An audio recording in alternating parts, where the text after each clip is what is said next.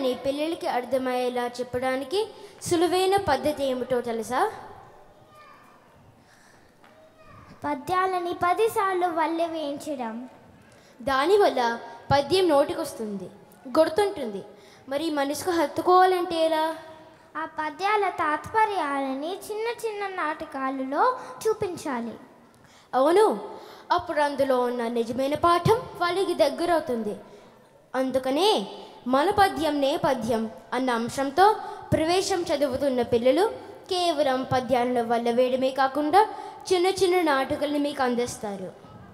అమ్మాయి కాస్త కాఫీ పెట్టియవే, తలనొప్పిగా ఉంది.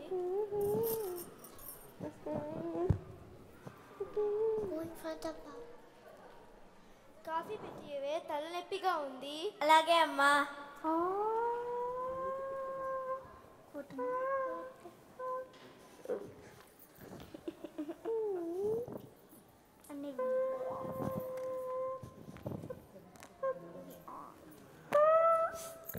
ఇదేంటి అమ్మి, పంచదార బదులు ఉప్పు వేసావు? రెండింటికి తేడా తెలియపోతే అలానే అమ్మి. అంటే రెండు చూడడానికి ఒకటేలాగుంటే తికమక పడ్డానమ్మా. చూడటానికి ఒకేలా ఉన్నా రుచి వేరు కదా. కాస్త నోట్లో వేసుకొని చూసి తెలిసేది కదా. ఏమిటో లోకం జ్ఞానం లేకపోతే ఎలా బతుకుతావో ఏమిటో. రేపు కాలేజీలో చేరాక ఎవరు మంచి ఎవరు చెడ్డ ఎలా తెలుసుకుంటావో ఏమిటో. అవునమ్మా, ఎలా తెలుసుకోవడం? ఉప్పు చక్కెర లాగా మనుషులందరూ ఒకటేలాగుంటారు కదా. వాళ్ళని తిని రుచి చూడలేం కదా. ఆగాగు, నేను చెప్తా. ఒరే అలా రారా.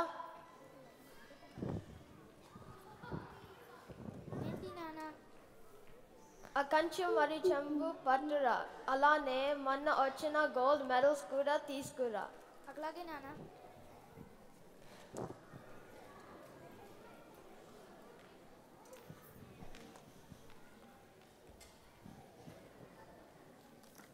వీటిని మ్రోగించు. చూసావా, ఒకే రంగులో ఉన్న వేరు వేరుగా మ్రోగుతున్నాయి. అలానే మనుషులతో మంచి వాళ్ళని మాటతో ప్రవర్తనతో గుర్తించవచ్చు.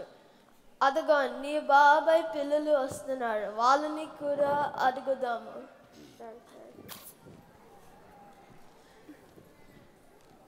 ఏముంది, మొన్న మేము మిసిసిపికి అన్నాము కదా. అక్కడ మా మిత్రుడికి నది పక్కనే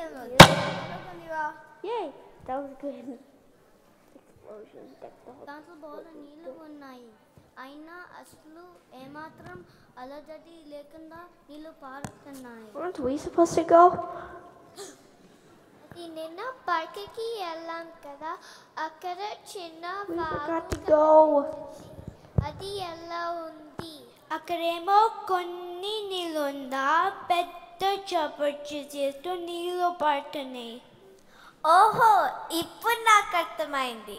మంచి వాళ్ళు, అన్నీ తెలిసిన వాళ్ళు గంభీరంగా ఎక్కువ మాట్లాడకుండా ఉండారు.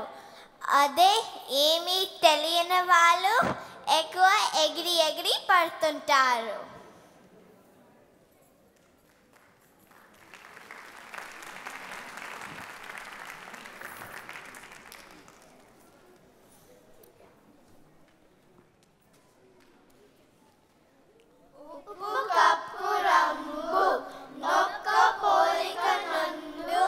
చూడ చూడ రుచుల జాడ వేరు, పురుషులందు పుణ్య పురుషులు వేర, విశ్వదాభిరామ వినురవేమ.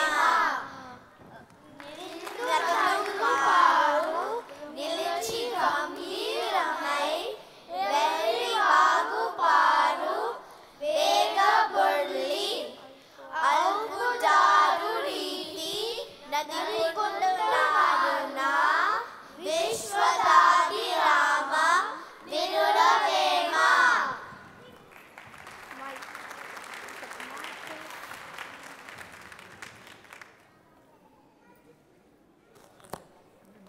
నేను ఇంటికి వెళ్ళగానే ఆ డ్రైవర్ గారికి ఉద్వాసన చెప్పేయాలి. వెధవ, వీడి వల్లనే నాకు ఈ కర్మ పట్టింది. ఎందుకలా విసుక్కుంటున్నారు? ఏమైంది? ఏమైందా? నేనెవరో తెలుసా? లక్ష్మీ ఇండస్ట్రీస్ ఎండి లక్ష్మిని. తలుచుకుంటే ఇలాంటి బస్సులు 10 కొనగలను. ఏదో పని మీద ఈ ఊరొస్తుంటే దారిలో కారు చెడిపోయింది.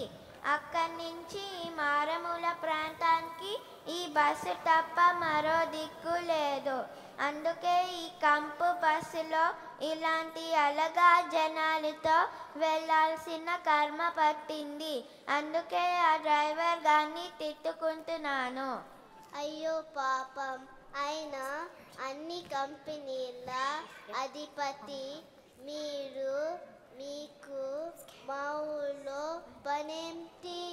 ఓ అదా, మీ ఊర్లో ఈశ్వర్ చంద్రన్ ఒక ఆయన ఉన్నారు తెలుసా? అవును తెలుసు. ఆయన చాలా గొప్ప మేధావి. ఆయన వారితో నీకేం పని? మా వ్యాపారంలో సలహాల కోసం, అభివృద్ధి కోసం ఒక సెమినార్ ఏర్పాటు చేశాము. దానికి ముఖ్య ప్రసంగం చేయటానికి ఆయనని పిలవాలని వచ్చాను. అమ్మయ్య, మొత్తానికి ఊరొచ్చింది. నిన్నే ఈ బ్యాగ్ కిందకి దించు, 10 రూపాయలు ఇస్తా.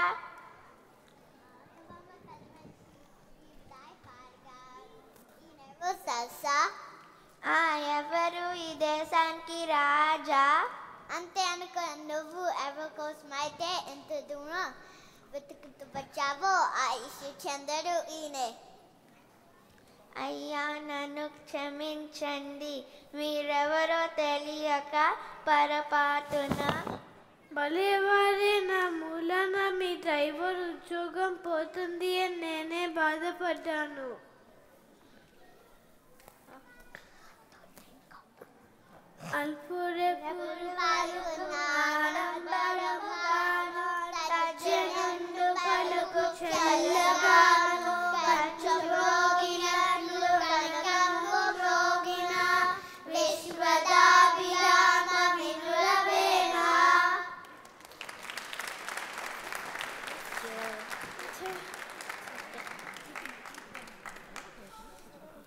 ఎప్పుడు పిజ్జా బర్గర్లే కాదు, కాస్త పప్పనం కూడా తిను, బలం వస్తుంది. పప్పులో ఉప్పు తక్కువైంది. కాస్త ఉప్పు వేసుకొని బాగా నెయ్యి వేసుకొని తిను. ఏమండి, ఆ సరోజ వాళ్ళు 70 ఇంచులు శాంసంగ్ 3D LED టీవీ కొన్నారంట. అయితే మనం గొర్రె కొనుక్కున్నాం. మన దగ్గర ఎప్పుడు డబ్బులు లేవు. థ్యాంక్స్గివింగ్ సమయంలో చూద్దాంలే. లేదండి, 0% లోన్ ఇస్తున్నారంట. అప్పు చేసి కొనడం మనకప్పుడు అది అవసరం లేదు కదా.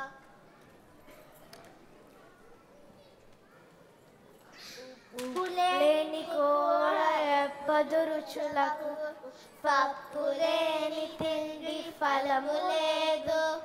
అప్పు లేని వారి అధిక సంపన్నుడు, విశ్వదాభిరామ వినురవేమ.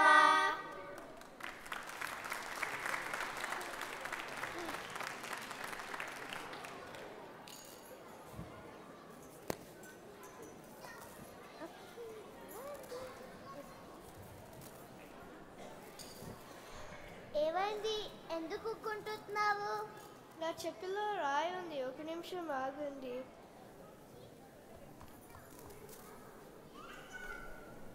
అమ్మయ్య, ఇప్పుడు మళ్ళీ ఆడుకుందాం పదండి.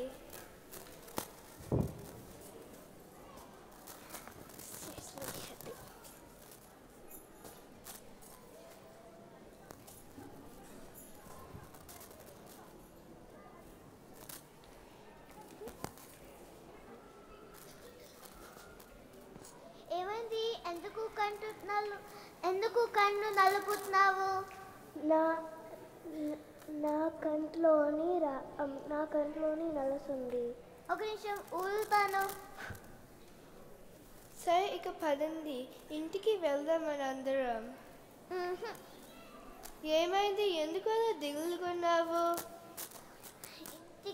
ఇంటికి వెళ్ళబుద్ధి కావడం లేదు. ఎందుకు? నా తమ్ముడు ఎప్పుడు గొడవ పెడతాడు. అయినా మీ ఇల్లు కదా, వెళ్ళాలి. సరే వెళ్దాం. మా గురువు గారు అమ్మ నాన్న నా తమ్ముడికి చెప్పారు, నాతో గొడవ పడకూడదు. చెప్పులోని రాయి, చెవిలోని జోరీగా, కంటిలోని నలుసు, కాలి ముళ్ళు, ఇంటిలోని పోరు, ఇంతింత కాదయ, విశ్వదాభిరామ వినురవేమ. భలే జరిగింది కదా మన క్రికెట్ ప్రాక్టీసు. అవును, నువ్వు బౌలింగ్ బాగా చేసావు. వారు బ్యాటింగ్ భలే చేశారు. మన అందరం ఇలాగే ఆడితే వచ్చే మ్యాచ్ గెలవడం ఖాయం. అన్నట్టు రాజు మన ఈ మధ్య రావట్లేదేమిటి? మీకేమన్నా తెలుసా ఎందుకో? మొన్న రాజు మన ప్రత్యర్థిలో ఆడుతుంటే చూశాను. అవును, మొన్న స్కూల్లో కనబడి వాళ్ళది మనకంటే మంచిదని చాలా కించిపేశారు తెలుసా? అవునా? అరే రాజ్ ఇలాంటి వాళ్ళని అనుకోలేదే. మన అందరం వాడికి ఎంత సహాయం చేశాం, ఇలా చేతాడని ఊహించలేదు.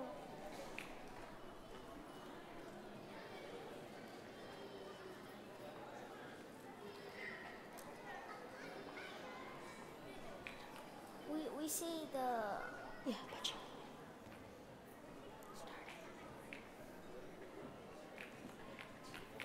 have to start. Okay, say it. Start it out. You start.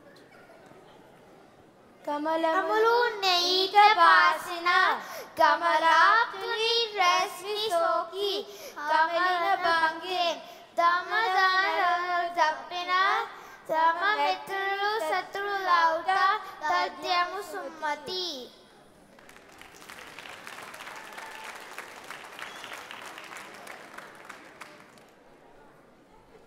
చాలా బాగుందండి మీ పార్టీ. చాలా బాగుందండి మీ పార్టీ.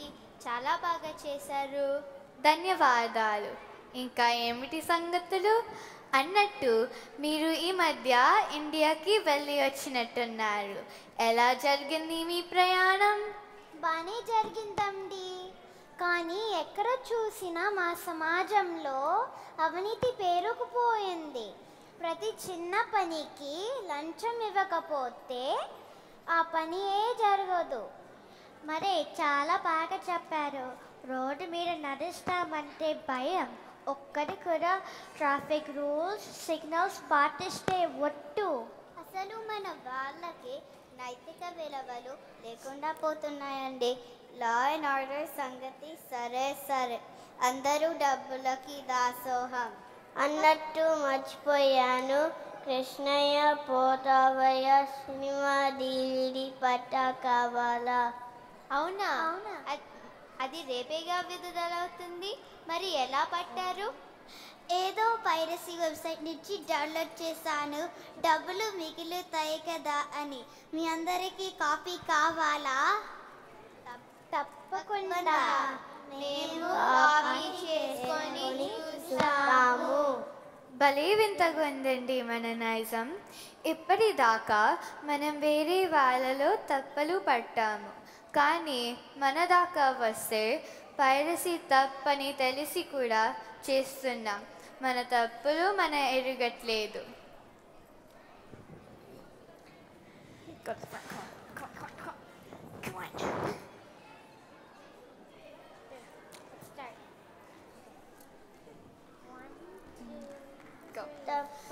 తప్పులను వారు తనలో పతండము నిర్విచలుగెల్లా నుండు తప్పు.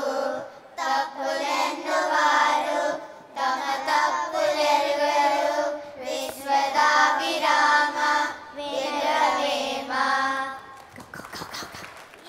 ఒరే, ఇటువైపు ఒక రైతు వస్తున్నారు. వాటి దగ్గర మంచి మేక ఉంది. ఇప్పుడే సంతలో కొనుంటున్నారు. మనం ఎలాగైనా ఆ మేకని కుట్టేయాలి. సరే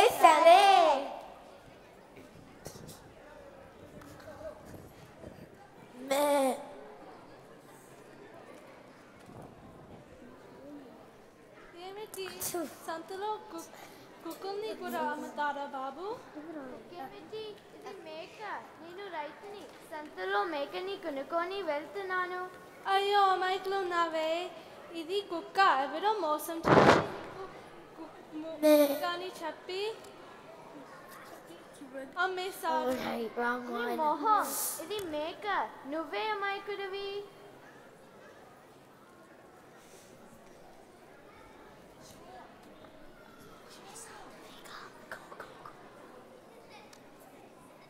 ఏమయ్యా బాబు, దీన్ని ఎంతకి కొన్నావు? నీకెందుకు?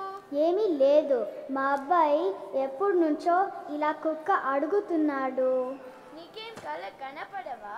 ఇది మేకయ్యా బాబు.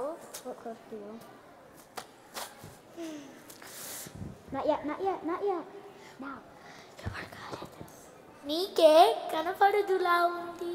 కుక్కని కనుకొని మేక అంటున్నావు. వెళ్ళవయ్యా వెళ్ళు. ఏంటన్నా మీ ఊళ్ళో దొంగతనం ఎక్కువ, కుక్కని పట్టుకెళ్తున్నావు. ఇది మేక కదా, కనవే. మీ ఊళ్ళో దీన్ని మేక అంటారేమో, నాకు తెలియదన్నా. కానీ ప్రపంచంలో దీన్ని కుక్కే అంటారు, కాపలాకి పెట్టుకుంటారు. ఇది నిజంగా కుక్కేనా? ఇంతమంది చెప్తున్నారు, నేను మోసపోయానా? ఈ కుక్క భలే ముద్దుగా ఉంది, అచ్చం మా టామీలాగా ఉంది. బాబు, నువ్వు చదువుకున్న వాడిలా నువ్వు కాస్త సరిగా చూసి చెప్పు. భలే వాడవే, నువ్వేమన్నా బామ్మడివా? నీతో జోకులు వేస్తావు అనుకున్నావా? ఇది ఖచ్చితంగా కుక్కే. ఇంకా నయం, ఈ కుక్కతో ఇంటికి వెళ్తే మా ఆవిడ చివాట్లో వేసేది. ఎప్పుడే మళ్ళీ సంతకి వెళ్ళి మేకని కొనుక్కొస్తా. ఈ కుక్క మీకు కావాలంటే తీసుకోండి.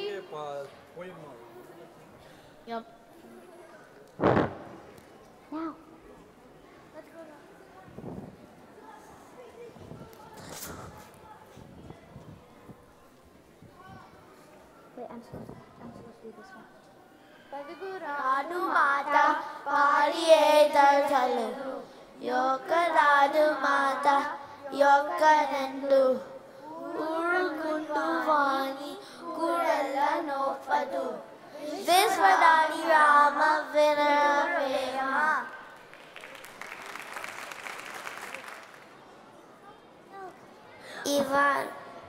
ఇవాళ ఏం మాట్లాడుకుంటాము?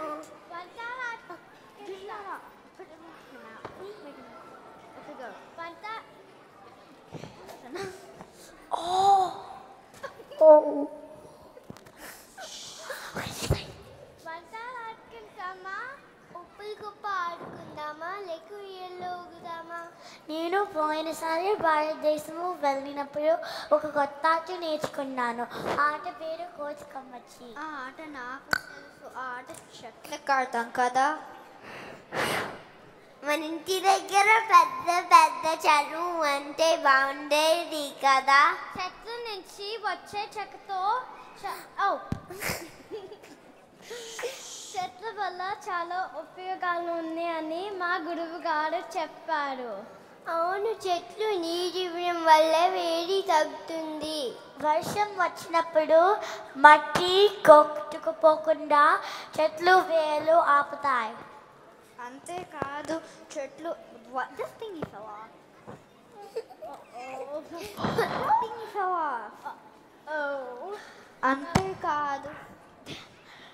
అంతేకాదు చెట్లు బొగ్గు వారిని పీల్చి ప్రాణవాయువుని వదులుతాయి.